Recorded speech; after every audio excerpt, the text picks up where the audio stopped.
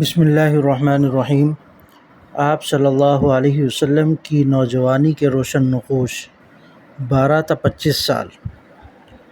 شام کا دوسرا تجارتی سفر۔ مکہ کی ایک باعزت مالدار خاتون حضرت خدیجہ رضی اللہ عنہا نے عرب کے صادق و امین صلی اللہ علیہ وسلم کو اپنا سامان شام جا کر فروخت کرنے کی درخواست کی، جسے آپ صلی اللہ علیہ وسلم نے قبول فرمایا۔ سفر میں حضرت خدیجہ رضی اللہ عنہا کا غلام میسرہ بھی ساتھ تھا۔ اس تجارت میں دگنا نفع ہوا۔ میسرہ نے حضرت خدیجہ رضی اللہ عنہا کو بتایا کہ آپ صلی اللہ علیہ وسلم دوسرے لوگوں جیسے نہیں، ان پر دھوپ تیز نہیں ہوتی، فرشتے سایہ کرتے ہیں۔ بصرہ میں آپ صلی اللہ علیہ وسلم ایک درخت کے نیچے آرام فرما رہے تھے کہ وہ سرسبز ہو گیا۔